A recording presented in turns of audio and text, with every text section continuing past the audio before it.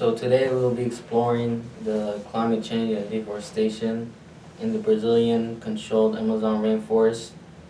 So my name is Ahmed. David. I'm Maya. I'm Gavin. Garrett.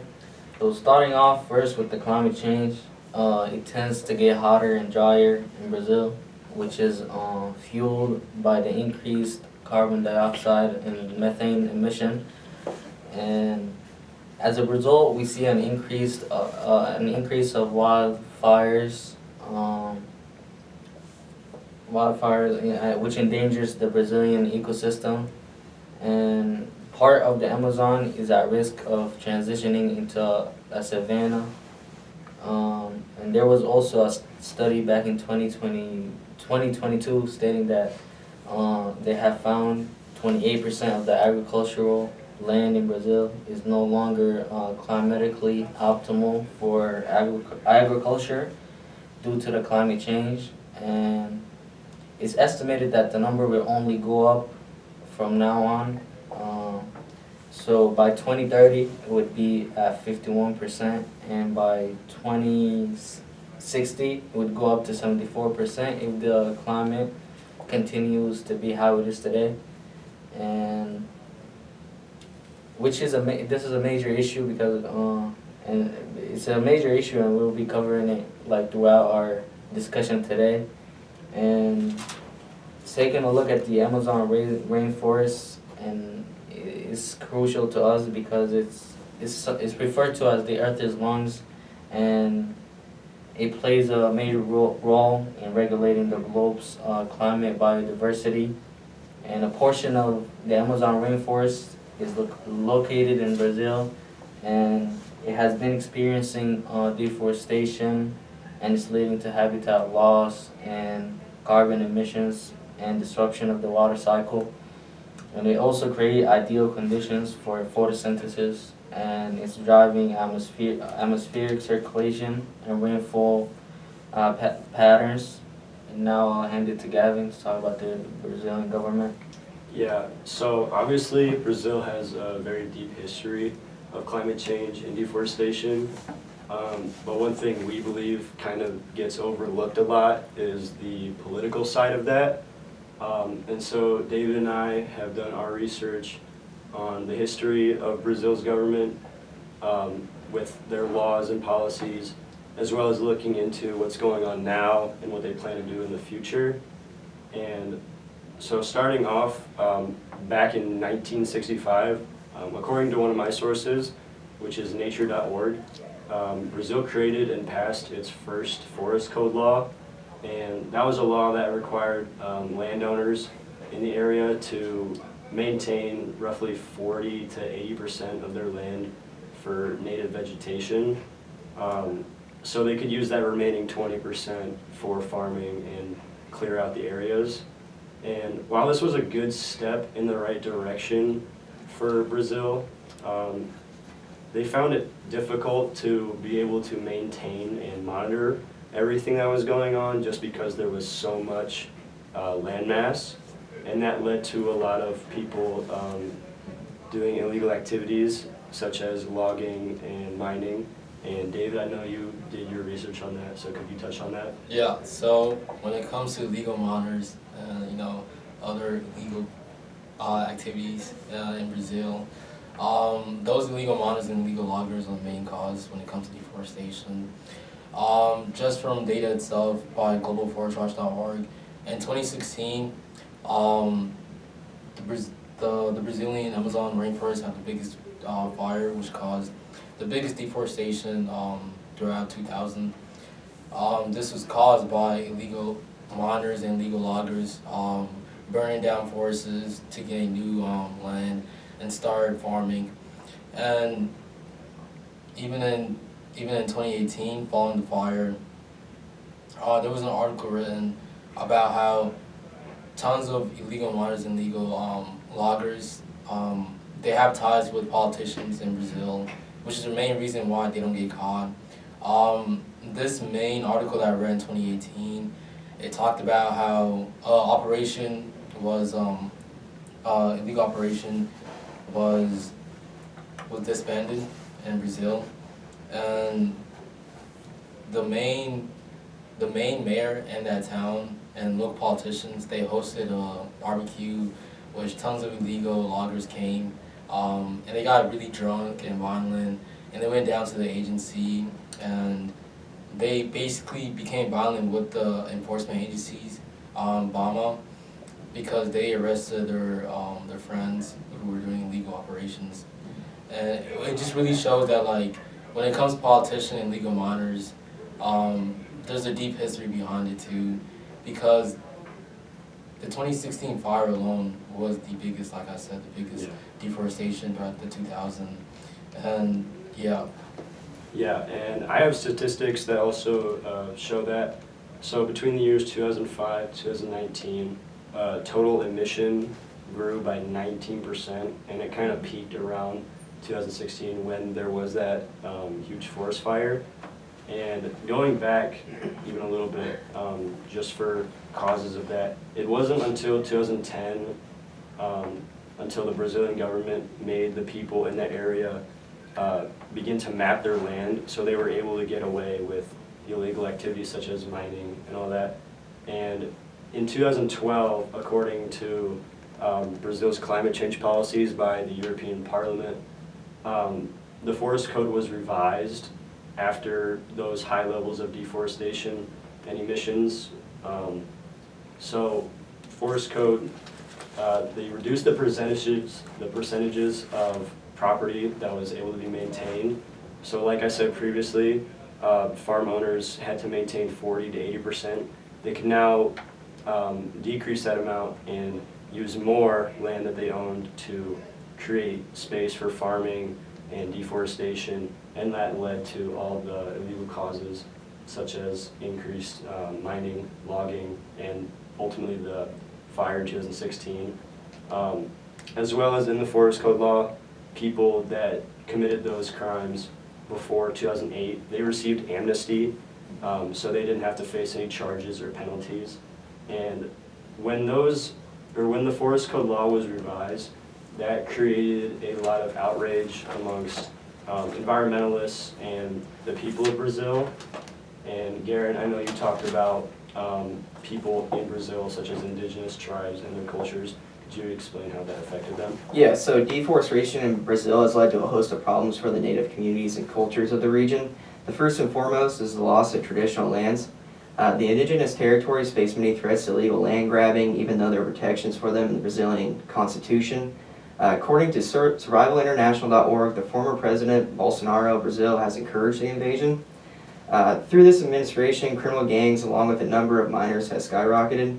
It's even been stated that these criminals and miners have reached parts of the inhabited forests that are inhabited by the Yanomami people, who have never been in outside contact with other people other than their tribe.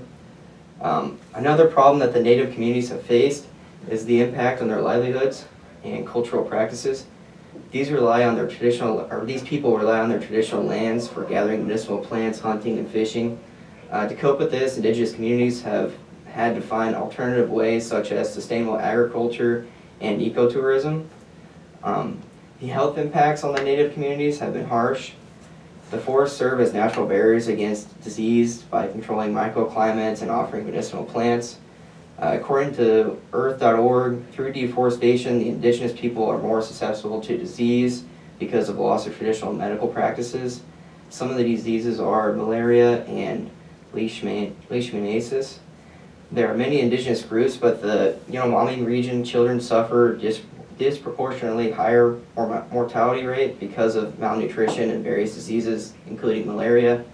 This problem of malnutrition and water pollution can be sourced back to deforestation and environmental degradation caused by mining. Conflict and social issues have been a raising problem from deforestation among native communities. With deforestation comes criminal networks that are determined to protect their interests. Over 300 people have been killed during the last decade over resources and land, most of it being because of illegal logging. Since 2015, HRW.org has documented 28 killings, 40 cases of death threats, and 4 attempted killings in which the perpetrators were illegally involved in deforestation. The victims of these crimes were the ones stepping up to these criminal organizations. A few of these were activists, but the majority of them were indigenous people. Many of these cases aren't being investigated because police failed to conduct proper investigations. These excuses tend to be that these crimes are in remote areas that are too far away from police, like police stations.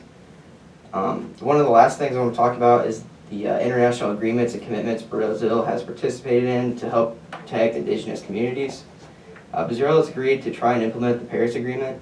The Paris Agreement's central idea is to get a greater response to climate change by different countries. The agreement favors the important role of Native people along with others in helping controlling greenhouse gases. The government of Brazil is, however, ignoring these roles, and in fact they're doing the opposite most of the time, even though native held forests absorb the most carbon. That's all I got. Yeah, and one of my sources I had, which was USA.gov, they also talked about the Paris Agreement, but rather than what's going on now, it specifically talked about Brazil's plans going into the future. So what they might not have been able to succeed in doing now, they have said that they have great plans that they will try to incorporate. And one of the goals that I had listed from that source was they wanted to reduce greenhouse gas emissions. And I know, David, you also had similar research on that too. Yeah, so the main president right now is trying to reduce emissions by 2030. He's also trying to end deforestation totally by 2030. According to an article by Reuters, deforestation has been down 50% this year alone. And we don't really know if it's caused by the decrease in fire because of 2016. Yeah, that's like an outlier. Yeah, it's an outlier in the data, so we're still yet to see if it keeps on decreasing because just looking at the data itself, in 2019 and 2018 it was a decrease and an increase throughout 2020 and 2022. Maybe that's because of COVID, like the enforcement agencies were trying to lay down because of COVID, Yeah. they didn't want to catch COVID or something, so they didn't really I'd say look around and see if there's any illegal operations going on. So that might be the reason, but in 2022, from 2021 it increased, and from 2022 and 2023 it decreased, which is that 50% that we're talking about. So yeah, so we're still yet to see if the president is gonna actually enforce more laws that's gonna end deforestation by 2030.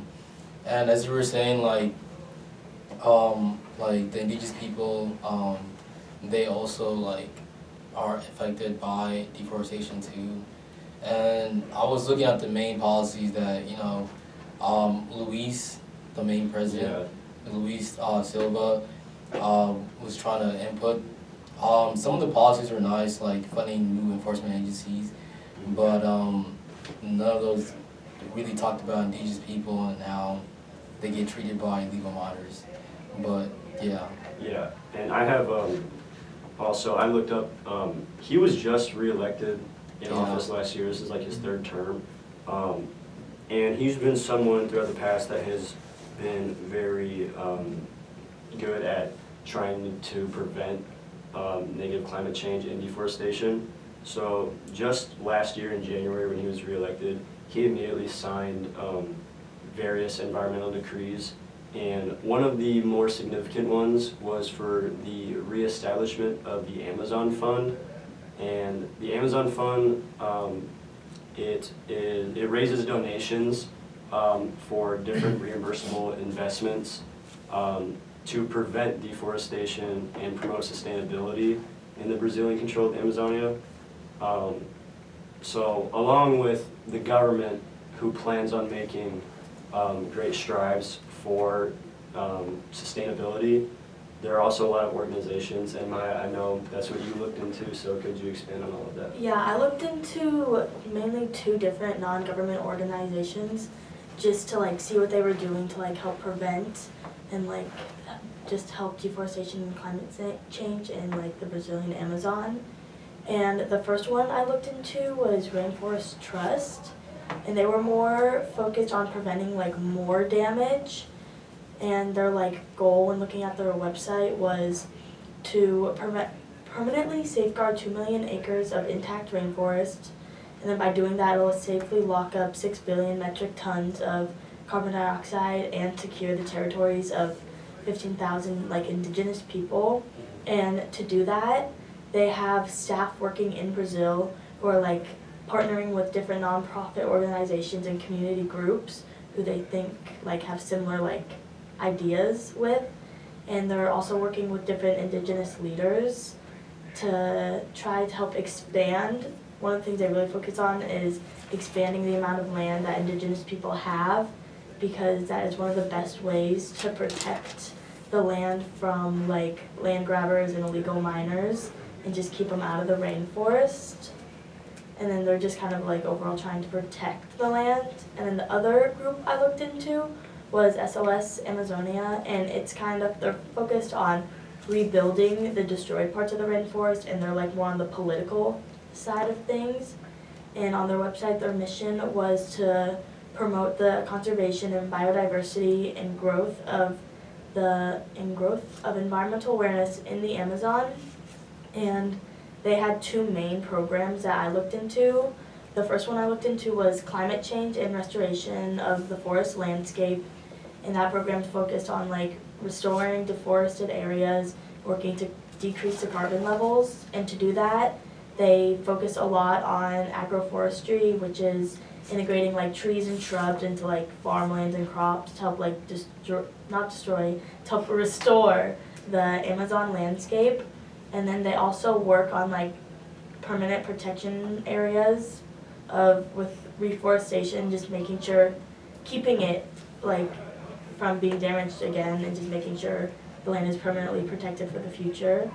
And then the other program I looked into was the policy, governance, and protection of green landscape. And then this program promotes natural resources management and environmental awareness, and they like look into the human impact of the biodiversity and the implementation of environmental policies. And they just work on managing the use of natural resources in protected areas, as well as they do research for future sustainability development and like environmental public policies. And that's kind of like most of my research. Yeah, That's interesting. so clearly Brazil has had a very deep history, and they're still striving for sustainability and to fix all the current issues they have. But yeah, other than that, that's pretty much all that we have. Yeah. So Thank you for Thank you. watching. Thank you for watching. let's go. Like 18 minutes. Yeah, we had plenty of time.